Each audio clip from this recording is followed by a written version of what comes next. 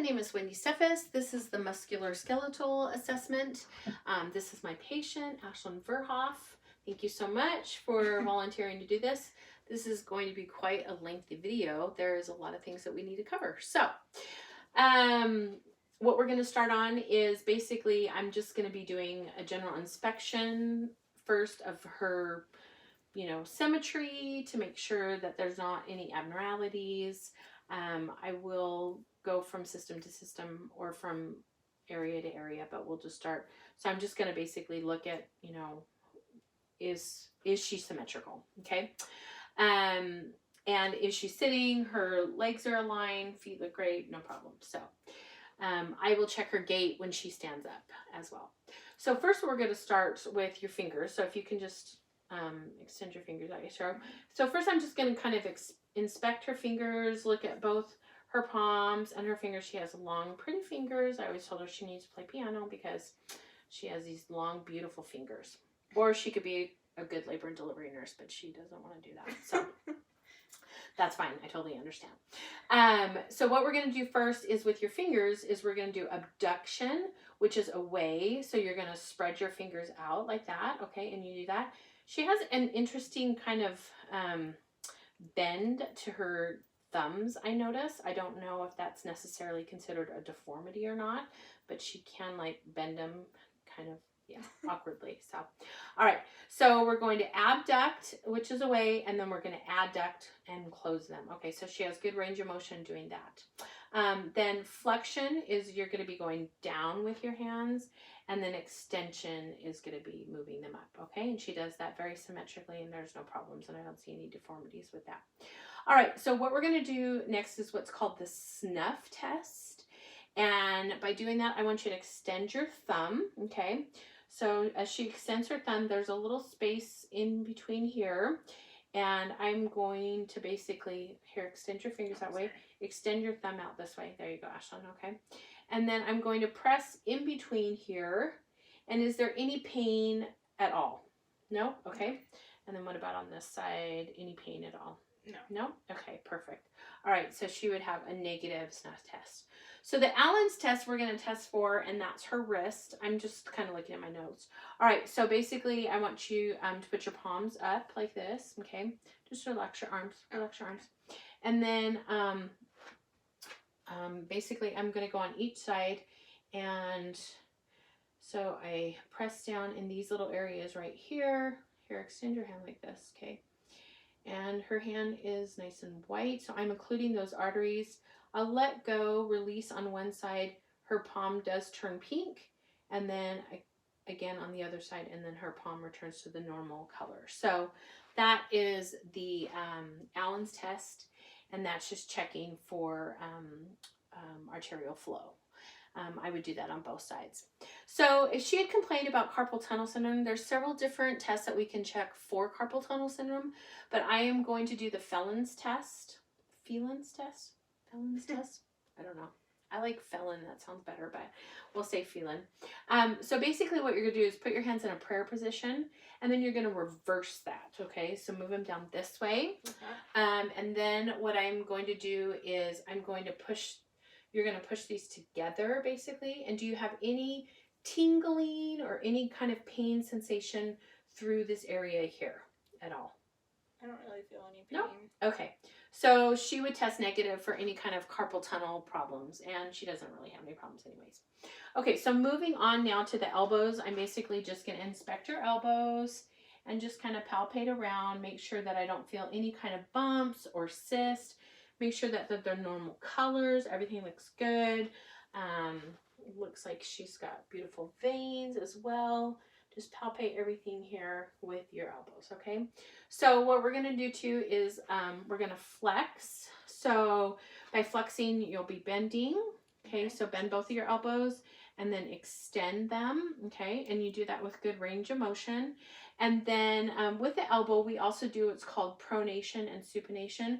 So pronation is basically you would put your hands out straight like this. Okay. And then supination is you're going to turn them over like that. Okay. And she does that.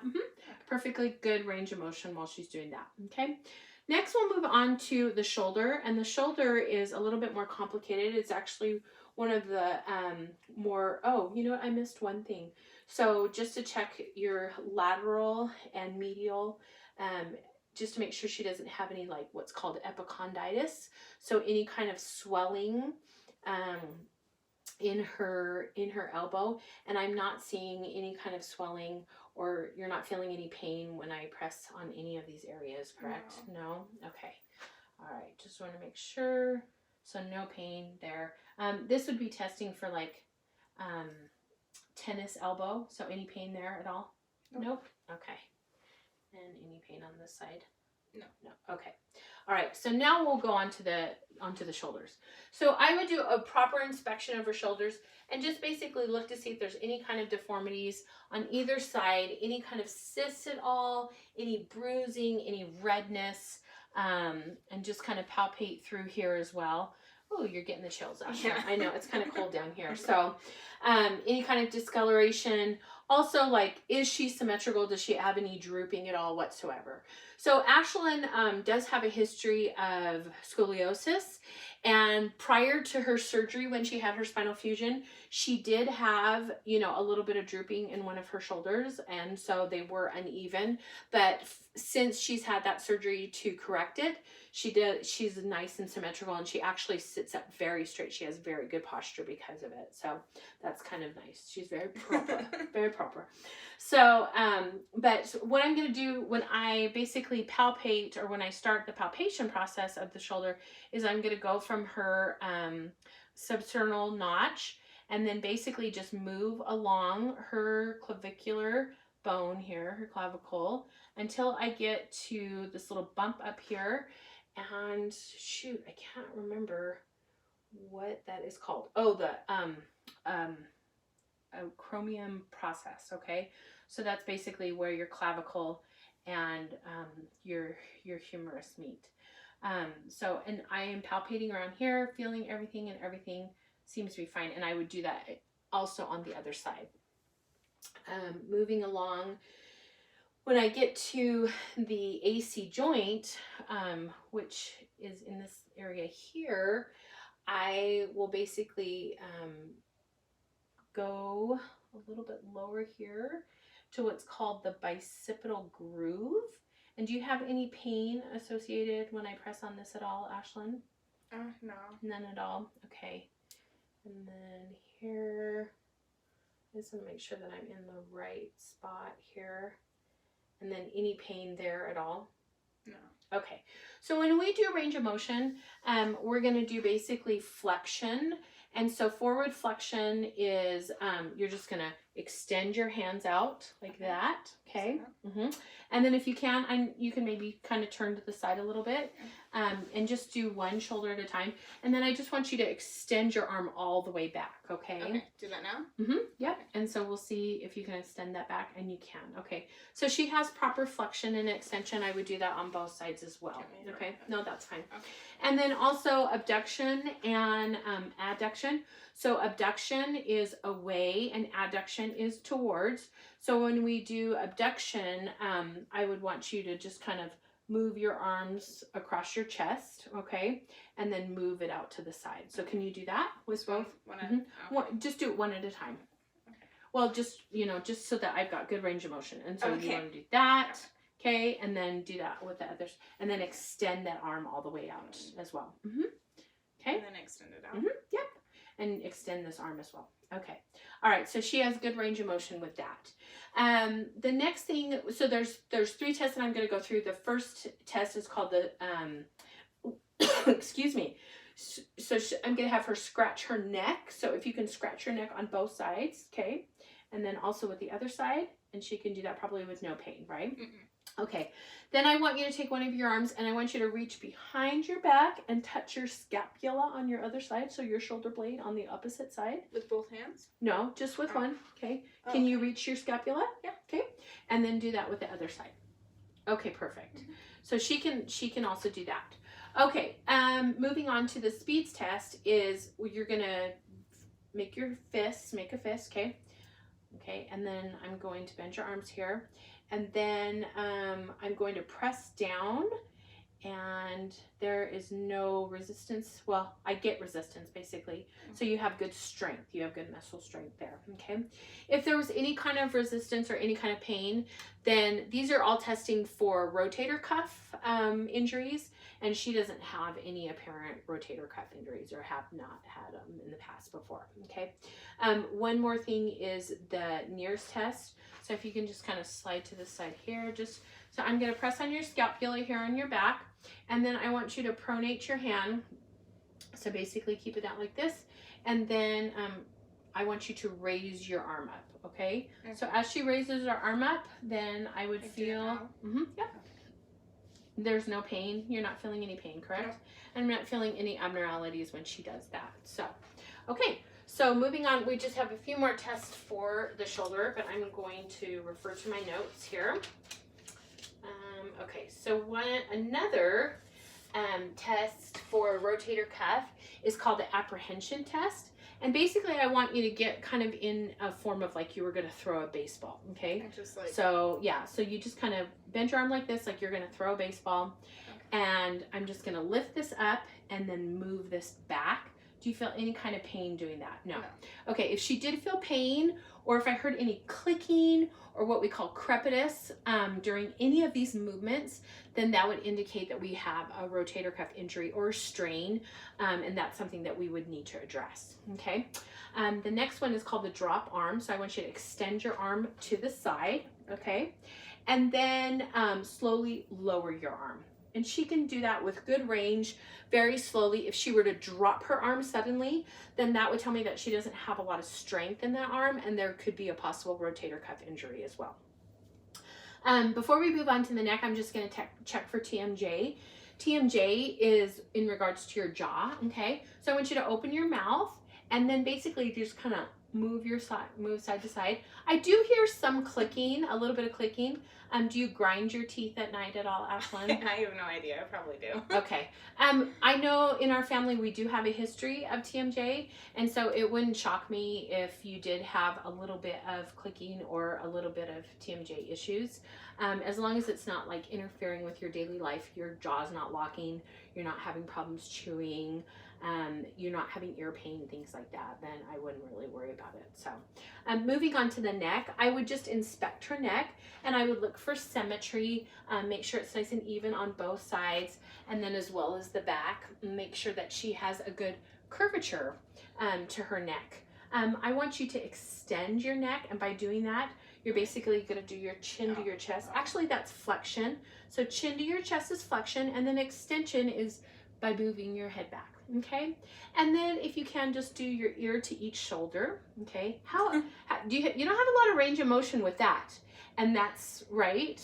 Not entirely. Yeah, it's kind of a little... Well, my neck has to make up for whatever my back can't do, so it's usually very tight. It's very tight. Okay. Can you make a circular motion with your neck and basically just roll your neck around? Okay, perfect. All right, so now I want to inspect your spine. So I would like you to stand, please, okay? And let's see if we can do this. You want me to turn around? Well, yeah, why don't you turn around so that the camera he can see you on the camera, okay? So Ashlyn, her spine, she had a spinal fusion.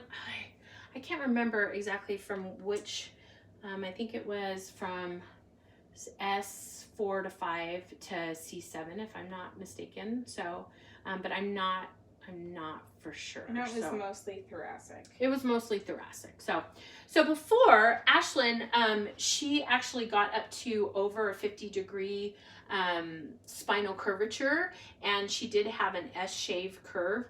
Basically, when you're looking at the normal curvature of the spine, you want to make sure that you don't have any kyphosis, which would be an abnormal curvature of the upper spinal area vertebrae. You want to have, basically it would start from C7, and a normal curvature, you would have basically the concave and then convex and then concave again. She does have like the normal curvature now of her spine by the corrective surgery that she had. I'm not seeing any kyphosis. I'm not seeing any abnormalities that I can see visually in her back. Any kind of cyst or anything, any redness, any kind of masses of any kind that I would be concerned about. So at this point, I would want to move my hands down the muscular structures next to her spine here, and everything through my palpation is feeling normal. I'm not feeling any abnormalities whatsoever, okay? So in regards to range of motion, what I would like you to do, and why don't we have you turn here, okay? And we'll turn you to the side here. Okay. I want you to flex, so basically if you can, touch your hands to your toes. You don't have to go all the way down. This would be a good way to also check for scoliosis. Now, as she is bending down, you can see a slight raise on this side and lower on this side. So she's still, you can tell there's still some sort of deformity from her scoliosis. When she was diagnosed with her scoliosis, it was very apparent and evident when the physician had her bend down. You can tell there was definite distribution of her spine, and you could tell that there was a curvature. It was so apparent that she had scoliosis, and at that point we were able to start the correction process. You can stand up now, and get her braced. So let's do an extension. Can you just lean back here? Perfect. Okay. One thing I did forget is, will you bend over slightly, Ashlyn? Is when they are bending over and you're checking for scoliosis, you also want to check hip placement as well, and just make sure that she has even distribution of her hips. So before, she did have an uneven distribution of her hips, and it was off slightly, but here, now that she's had that corrective surgery, I can feel her hips in both spots, and everything seems fine and dandy there. So, okay, very good. Ashlyn, if you can, just twist side to side. Basically, yep, twist side to side, turn, and so you have good range of motion that way. And then bend side to side. So basically, yep, like that. Yep, and then that as well. Okay. So now we're going to check for hips. Ashlyn, go ahead and have a seat back here. Okay. I'm going to have you lay back on the bed. I'll lay down. Unfortunately, right now, Ashlyn actually does have hip problems. She was just recently diagnosed with hip dysplasia, which is something they missed as a child, and through all the courses of her scoliosis correction process, they didn't catch that as well. So she is actually having difficulty with her hips. And which hip again is it? This one is the worst one. Okay, so her right hip. So she tends to, when she walks, her gait is off. She kind of wobbles a little bit as she walks, and she's feeling a lot of pain and tenderness in her hip. If she overexerts herself, she does have some issues with hip pain, and she was told that she eventually, and sooner than later, should have correction surgery on that. So she is getting some medical advice in regards to that. All right, so now that she's laying back, I want to basically see how flexible your hips are. So I want you to lift one of your legs if you can. Okay, so we'll lift the worst one. And how does that feel when you lift it? It feels fine. It feels fine? Yeah. You're not feeling any pain at all? No, it's currently not hurting either, so. Okay, and you feel pretty much strength in that as well, right? Yeah. Okay, so when she does lift her leg, I'm also going to do what's called an extension. And so we lift this leg to the sky, and then we're going to bend it, okay? So I want you to bend your leg, okay? And then, let's see, am I doing this correctly? So lift a leg to the sky, and then bend this. Oh, I'm sorry. I'm going to have you flip over on your belly. That's what I'm forgetting. Okay. I'm like, why am I confused? All right. So flip over on your belly if you can. Okay. And so when you extend your leg, you're laying on your belly. I want with one of your legs basically to lift it to the sky. Okay. And how does that feel? Like, do you feel any pain or tenderness when you're doing that? Okay. All right. Now I want you to roll over and basically face the wall. Okay. Face the wall? Face the wall. So on my side. Okay. Yep. You're going to lay on your side. Okay. All right, so what we're going to do is on her side, I want her to lift this, and this is abduction, okay? So how does that feel when you do that? It's good. I mean, it feels kind of tight. Kind of tight, all right. Like it's going to pop. Like it's going to pop, okay. And then I want you to kind of lay back just a titch, all right? And then as you do this, lay back and then lift your leg as well. So, okay, and adduction, and you're feeling okay there. You're not having any pain. Okay, and then we're gonna do internal and external rotation. So basically, I want to rotate your hip across your body. Okay, I know. Sorry. So we're gonna bend it and then rotate it. And how does that feel?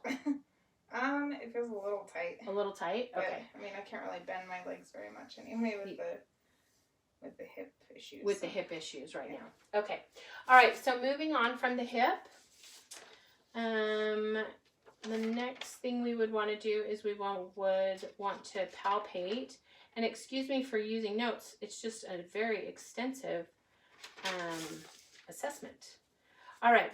So what I want to do is basically palpate your hip at this point, starting at your iliac crest. So I'm going to feel the top of your hip here.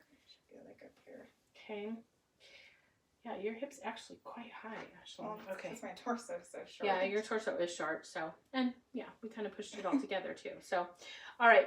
And feeling down. Are you feeling any pain as I palpate through here at all? No pain. Okay. All right. And then roll over to your back. Okay. Have you ever had any sciatic problems, or just lay on your side there? Okay. And so basically in your butt bone, like, do you feel any pain in there at all? No. Okay. I'm not feeling any like apparent abnormalities or masses. With her hips dysplasia, of course, I wouldn't feel any of that, but I would just go ahead and palpate. Do you feel any kind of, so what I want you to do is what's called the straight leg test. So if you can extend your legs out straight. Okay. Do you feel any pain at all running down the back of your leg? No. No. Okay. And then what about any pain running down the opposite leg? No. No. Okay. So I want you to raise your leg. Can you raise your leg? Okay. Any pain in this leg? No, just tight. Okay. Any pain in the opposite leg? When I do that? When you lift it. Okay, go ahead and lay on your back. Basically, the first test, when she lifts her leg, if she felt any pain as she's lifting that one leg, that would be the straight leg test. And she didn't feel any pain there. If she felt pain as she lifted her leg in the opposite leg, that's the cross leg test. And if she felt pain there, then obviously there would be an issue with her sciatic nerve area, but she hasn't had any problem and isn't complaining of any of that right now. All right, so let's go ahead and look at your legs. I'm going to have you sit up here. Okay. All right. And then I just want to be able to see my notes. So if you can scoot just a little bit so that you're still in. Okay. So basically, I'm going to be looking at her legs, and then I'm going to take your socks off. I'm sorry. Okay. It's going to be a little cold. No, that's fine. My feet are probably just freezing. Yeah. Okay. But I'm going to look at her legs, inspect her legs.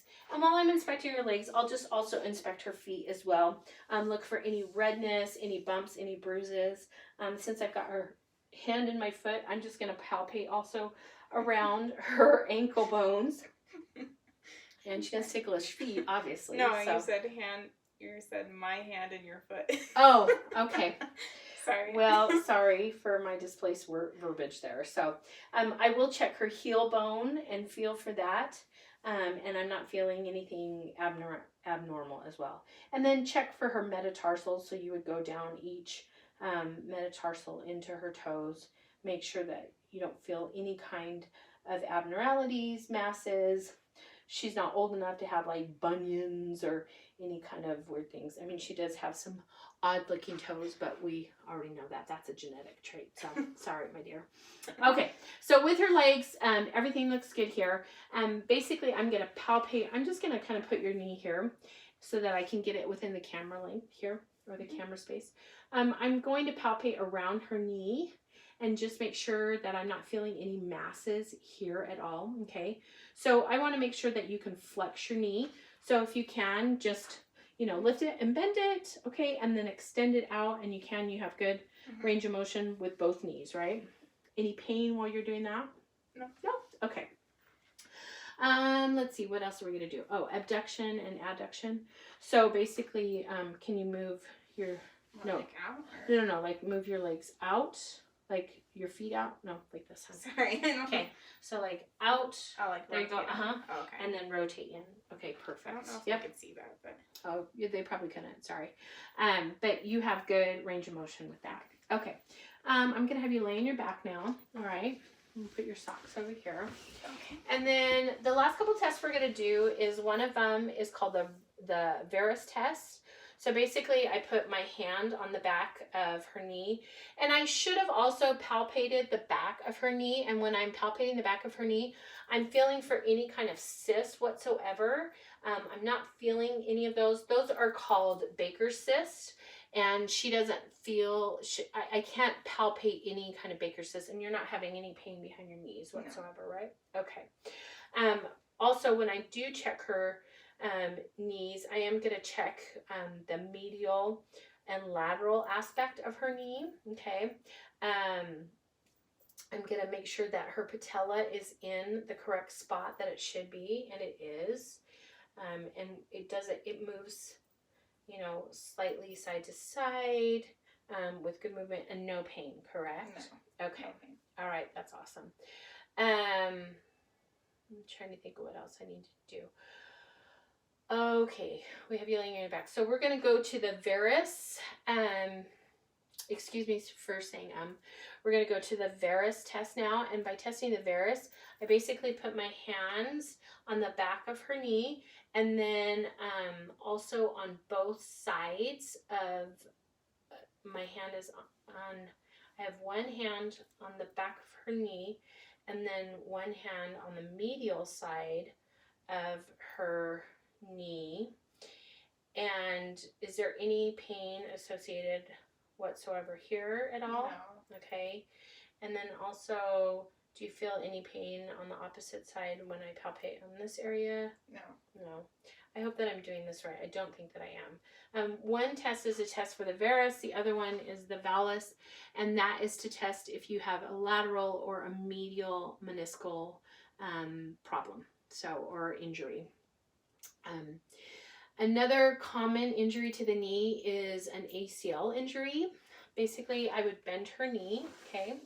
I put my hand on the back of her knee, and then I'm going to pull forward. I actually need to get into the camera length this way. So if you can see me, I'm going to be touching the back of her knee, okay? And with my hands here, I would pull forward. Do you feel any pain whatsoever? No. No? Okay. And then, so the anterior drawer sign is basically as you're pulling forward. So it's like you're pulling a drawer out. And then as you push back, you would be checking for the posterior drawer sign by pushing back like you're pushing a drawer back in. And she's not feeling any pain at that either. Okay. I would check for any kind of effusion, which is fluid around the knee. If she did have any fluid effusions, you would see fluid move as you're making this movement here. But basically, if you push down on the patella, and that is called the Blotman's test, I'm not feeling any kind of fluid around her knees whatsoever. So she doesn't have any knee injuries whatsoever that I'm concerned about. Just checking her patella, and I already did this, basically moving it side to side and push down. Now tighten your quad as you're doing that, okay? And I do see that patella nice and tight, and then also on this side. Okay, perfect, wonderful. So Ashlyn's got good range of motion in all of her joints. I did check her feet and her ankles by palpating them. If you could, and I know we should have done this when we were sitting down, but if you can just basically extend your feet, so like flex your feet, there you go, and then extend, and then can you turn your feet in like a circular motion? No. Okay, so she does, by turning it in a circular motion, it's basically testing her range of motion of her feet. You couldn't see that in the video, I'm sorry for that. So if there's any kind of dysfunction or decrease in range of motion, I would use I think it's called a goniometer, to test and see like how much range of motion she can get. And I know that when I had knee surgery, that's how I knew that I was increasing my range of motion, by them measuring basically the range of motion that I can get with my knee after I had a total knee replacement. So the last test that we would test for is our cerebral, motor and cerebral systems. That's typically part of the neuro assessment, but it is included in the musculoskeletal if we didn't do it in the neuro assessment. There's several tests that you can test for that. Basically, it is testing for the condition and movement of the muscles. We would check for any kind of involuntary muscle movements or tics at this point. Ashlyn doesn't have any of those that I'm concerned about. As she walks in, and what I would like to do is I'll have her stand just so I can look at her gait, and then I will have you just kind of move, if you can. Like just Yep, just like kind of walk walk towards towards you, me. kind of. So she does have she does kind of wobble a little bit with her gait, but she's just overcompensating for that hip problem that she is experiencing right now. But she does have good muscle coordination, and another test that we would check for would be like the rapid alternating test to make sure that she had good coordination with her muscles, by having her do an activity in a rapid motion, so that I can make sure that there's no dysfunction there. So, but that concludes our musculoskeletal assessment at this time, and thank you so much for participating, Ashlyn. You're welcome.